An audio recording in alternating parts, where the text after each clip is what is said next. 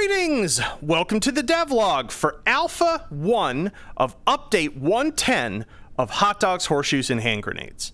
We're going to start off, as always, with a quick sound check. Make sure speakers aren't up too high. Wonderful.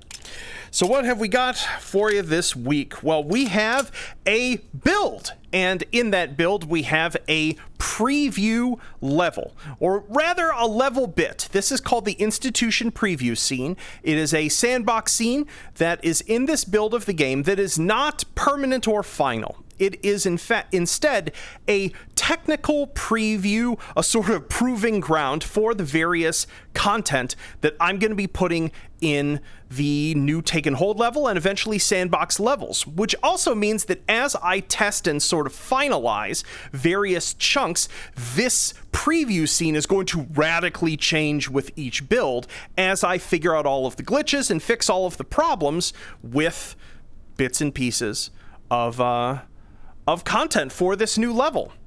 So to start out with, this room that we're actually in is the North Transit Station. I can't remember if I mentioned this in a past devlog, but this level is large enough, about 2.5 times the size on the lateral dimensions of the hallways level, that I wanted to have a quick way for you to be able to get from the axial extents of the level, far north to far south, far west to far east, and it is going to be done via this sort of sci-fi transit system where I don't have a plinth in. I'm still figuring it out, but basically there'll be a button that you'll be able to walk over here, slap it, there'll be a loud train noise, maybe some bright light, and a sort of minimalist, a brutalist train will flash by at the speed of a bullet, and you will teleport from here to the other transit station.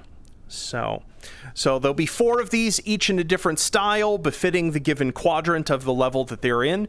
We're in the north one, which is sort of, I think I had, internally I'd called it government, because it just is sort of like super high ceilings, very official feeling in terms of the type of brutalist constructs.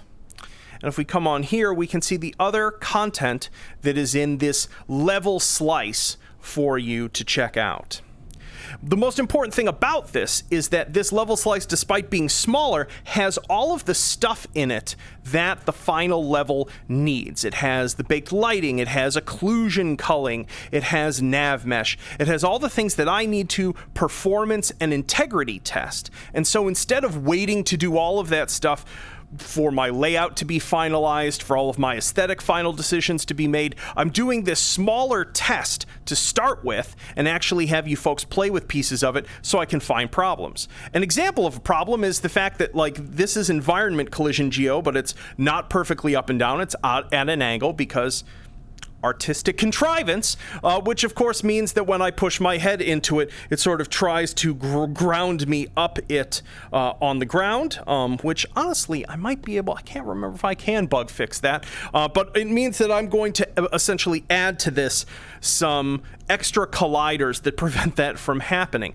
So those are the sorts of things that I would love to know, as if those of you who are checking this level out, running around, seeing how it looks and such, if you find collision oddities, I want to know about them. If you find lighting oddities, like stuff that is just really bizarro looking, I would love to know.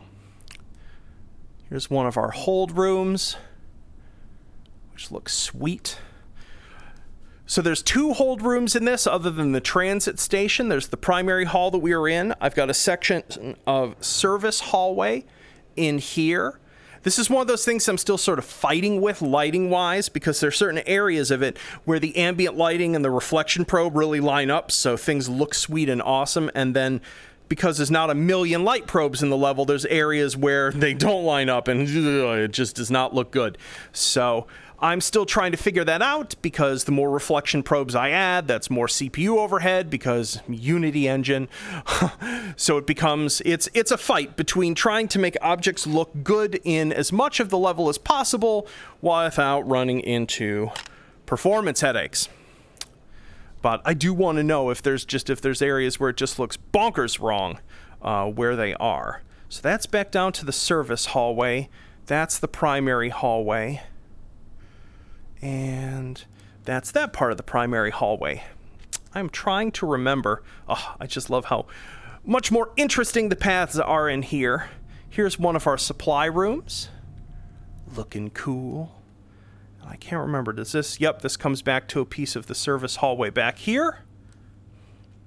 Oh, this is another type of bug that I would really love to know. This is what's called an occlusion culling bug, where the game thinks that we shouldn't be able to see that geometry and turns it off from where we're standing, but obviously we can because the bake was not precise enough, or it just... I still don't know why this happens. But in any sort of instances in the level where you find that there is a place where you stand and stuff disappears when it shouldn't, that's another category of things I would love to know. Not that obviously I'll have to redo that whole process before this when I do the final level, but I'm still trying to figure out... Usually when you make tile sets and pieces of environment geometry, there are areas that are sort of problem areas that provoke those problems, so knowing where they are ahead of time will at least, I don't know, remove hours to days of fighting with it when I end up doing the final levels. It's just such a pain. It's the thing about game development is like folks from a layman's perspective, you're spending all this time designing cool spaces and cool guns that shoot things, and the reality is like 80% of your time is spent fighting with a black box system that produces non-ideal results, and you just have no idea why, and you just develop a long list of superstitions on what provokes that errant behavior and what doesn't. Yay. Here's one of our other hold rooms that's in here. I think this connects to a supply room. I cannot remember. Let's come to the top here. Nope, those are just... These are an example of of little dead-end rooms that Sosigs will come out of when these are actually holds. I had originally planned to have a force field blocking them off when you're not in a hold, though I may leave them open, or I may come up with a more physical obstruction of some kind, like a set of bars, though I don't know how much I like that aesthetically. I'll come up with some clever solution for it, or just leave them open. There's no real harm in that, come to think of it. So yeah, so this is our little level preview piece. I have left the Sosig spawner in for those of you who just want to set up Sosigs and enable them and just see how it feels to fight at the ranges. Though this isn't the final layout, this is indicative of a lot of the dimensional structures that are going to be in the final level. So having hallways of about this length, being able to see through them into rooms, into more hallways, so we just get interesting transitions. And that the combat distance is actually long enough that you have to, aim instead of just hip firing at everything. So I look forward to hearing what you folks think and having, mild panic attacks at all the little broken things that you inevitably find in here. So what next? Yo! So, out of VR, yes, I am wearing sunglasses indoors. Yes, it is because I left my glasses upstairs and I'm too lazy to go get them before recording this, but would also like to be able to see the screen. So this is what you get. Super contrived looking Anton.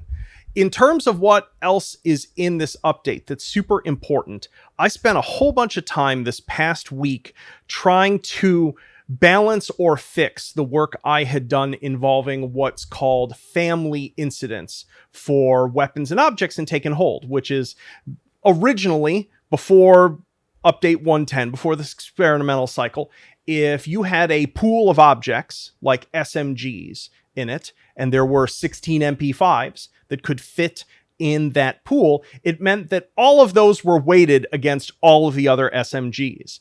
Which oftentimes meant you mainly got MP5s, you mainly got AR-15 pattern weapons, you got M9 pistols of various varieties, way more than other types of pistols. And this is suboptimal. Obviously, they shouldn't be completely weighted down to one, which is the first thing I basically did. I built a system that basically went, okay, lump them all together and have one instance of that family in the random pool. But then folks rightly pointed out, like, hey, this means that when I get a rifle, I basically never get an AR-15 pattern rifle, even though there's like 17 of them in the game, because it's just a 1 in X ratio. So I played around with a bunch of other different incidences and ended up finding that actually just adding incidence related to of the square root of that number ended up giving me results that I quite liked. I would love those of you who play a whole bunch of take and hold to test it and tell me if that feels good to you. So what this basically means is, let's just say, for example, there is a pool of rifles that includes all of the AR-15s in it. And even though I have no idea what it is off the top of my head, there are 20 non-AR-15 rifles in that pool. Before, it would have been a 1 in 21 chance to get an AR-15. Now it's going to be closer to a 1 in 5 chance or so. So I think that should feel right. I temporarily changed. I was like, give Ricky Dicky Random 5,000 credits. And I just literally sat here for over an hour, just spam spawn repeating and deleting weapons just to see if it colloquially felt right, like if it, intuitively felt right in terms of the incidence of various weapons. And I did the same thing on Ori just to make sure. And to my eye, it feels right, but some of you have so many more hours playing Take and Hold than I do at this point. So I would love to know what you all think of that. So that is in there. Some new cartridges are in the game. The 4 core Soviet cartridges have been replaced, the rifle ones. So 7.62 by 39, 9 by 39, 5.45 by 39, and 7.62 by 54 millimeter rimmed have gorgeous new models made by Stefan. They look different than they're not just like classic brass case. Some of them are the lacquer coated ones. The 54 millimeter R just look like the really cheap Tula steel case. So they look gorgeous. I hope you enjoy them. I'm super happy to have them in. And just a bunch of assorted bug fixes are in there. So I have, very important change. I was originally going to just push this to main branch today because there aren't really major code changes that have been in here. And then I remembered when I was pushing this build, and the build took like 3 hours to push, terrified me. I thought something was wrong. There is a shader change that is in the game that was very scary that helped remove some light map light leakage artifacts, at least partially. One's related to MSAA that I talked about in a past devlog, which meant that all the shaders in the game needed to be recompiled, which took a while. And so for that reason, this is a kind of an unreasonably large update. It's like probably going to be like a 4 to 6 gig download because all of the packages had to be rebuilt.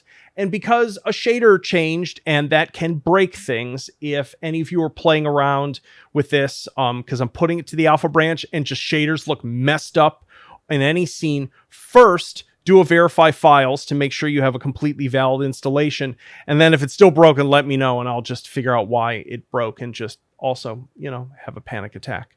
The usual.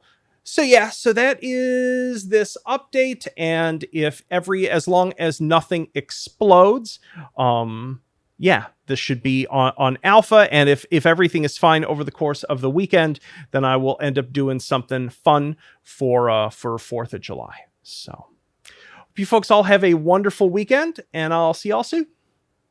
Peace.